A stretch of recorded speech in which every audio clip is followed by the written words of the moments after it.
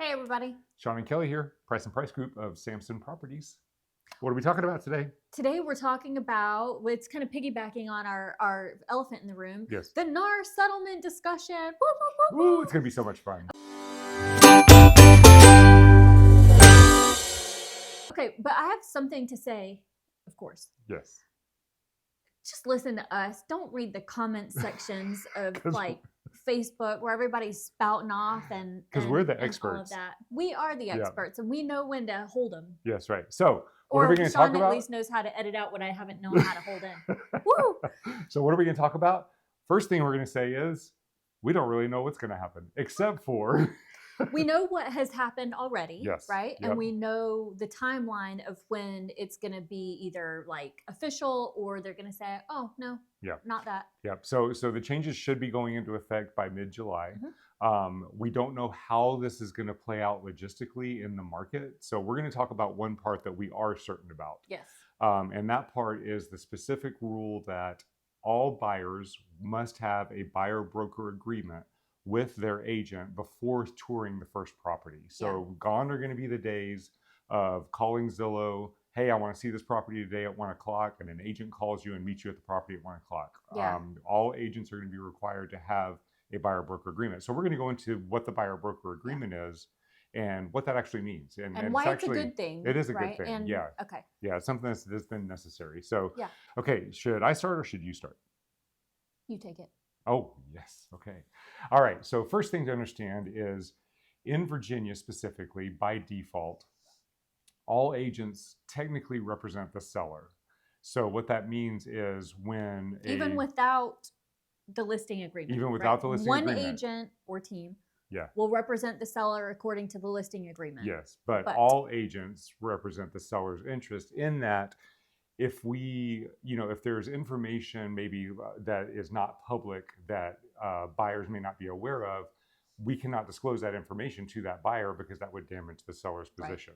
And just there's all kinds of different situations. So any the seller, agent holding an open house for the listing agent for the seller is representing the seller, right? Just by default. Yep. So the implication here is the only way not to be representing the seller and the seller's interests is to have this buyer broker agreement signed. Yes. That means explain what that means. So which is interesting because we've as the history of real estate transactions have happened back in the 80s and early 90s, buyer broker agreements didn't exist. All agents represented the sellers and buyers were unrepresented. So that's why this was brought into place for buyer protection. There were so many lawsuits with buyers being, well, I'm going to say misrepresented. It was not represented, but they lost a lot of money. They lost, they weren't protected at all. So that was why the buyer broker agreement came into being. Yeah. And so the major difference is going to be that agreement has to be in place before an agent can show a property to a buyer. Yeah. So that's actually kind of a good thing. And we're going to try to go into some of the details of how this can be good. Yeah. We're going to talk about how it can be good. And honestly, not honestly, to me, yeah. Yeah. Really, your seasoned, good quality agents, they require a buyer broker agreement anyway at some point, right? Yes. A lot of times we wouldn't ask for that right out of the gate because it can make people, to ask you to sign a contract like, hey, you're only going to work with me, from here on out, promise, swear, we're going to go steady, and then here's a promise ring, and we're going to get married and have lots of babies and live happily ever after, right? Well, that can be off-putting, whenever you first meet. So we would wait. Now we're not allowed to wait. Yeah. We do have to have this signed before we show you the first property. And you're going to go into the good things, but let me say who it would be bad for. The only buyer or person I think it would be bad for is the looky-loos, right? Yeah. And it's not bad for them. It's just a commitment on their part. Yeah. Well, it just means like, maybe you've only been pretending that you're interested, or maybe you're moderately interested, but really you just like going and looking at houses. Hey, I get it. But it's kind of like we do that so much, it's like, at least buy me dinner first. You can't do that anymore, right? Yeah. Like You can go to open you have houses. to put a ring on it. Yeah, you can go to open houses, or you can find an agent that maybe is willing to bounce around and let you just looky-loo. But Yeah. most agents, Make friends with us. yeah, we don't get paid. We don't get paid to show a house. We get paid to sell houses. So most Yeah. agents, their time is important. So Yeah. that would be a negative for looky-loos. That's really the only Yeah, negative I yeah. see. And you brought up a good point. Thank you, Sean. You're welcome, Kelly. With regards to what was called the exclusive buyer broker agreement, and there are actually a few different levels of buyer brokerage agreement. So, for example, investors. Quite often, an investor is looking for a property, and that's more important than having a specific agent. So they may end up signing a non-exclusive buyer broker agreement with several different agents so that they have the protections, but they can go with whatever agent That's finds them true. a property. You can also make it property specific. Like, Yeah. hey, I'm in this agreement. I Yes. really want to see this place, but I don't want to marry you. Yeah. So it can be property specific. Yeah. I agree that this person, this agent brokerage is representing me for This specific one property. house. Yeah. And then, you know what? It's just a date. Yeah, and technically, at least how the document stands now, even when you do sign that buyer broker agreement for multiple properties and exclusivity, Exclusivity. You did it right. When you do that, there is an escape clause in there for the buyer. You can cancel at any time with written notice. Now that may change. I don't think it will, because you shouldn't be obligated to a contract with an agent that you no longer want to work with. And there's a point in, or a part in there where there's a dollar amount retainer fee. There's this. If you get out of the contract, there's a fee. I mean, I've never. Yeah, we've never done that. It's always been zero for us. That's ridiculous. That may change, though. We'll see. It may change. The other thing I don't think will change, from what the attorney said, it's definitely not going to change, is you will, on each of these contracts, you're going to negotiate your agreement to pay your broker, right? Your commission. And that's all completely negotiable. But it's you who's paying it. Where it comes from, typically, it would be stipulated on the MLS on every listing, right? Currently, that the seller agreed in their listing agreement to pay up to whatever percent, let's say 6% commission on the sale of their property, of the 6% of the sales price and the sale of their property, and they would contribute fill-in. That was negotiable. Also, this is negotiable, fill-in. Hey, of that blank percent we would be paying the buyer's broker. At this point, it looks like they're not going to allow that to be said on the MLS at all. Like, you're not going to be allowed to say that. It can still exist. The seller can still have an agreement. It just cannot be posted on the multiple listing service. And it can, like, in any way, not in the docs, not in the secret agent to agent notes, not in the docs. It cannot be anywhere on the multiple listing service.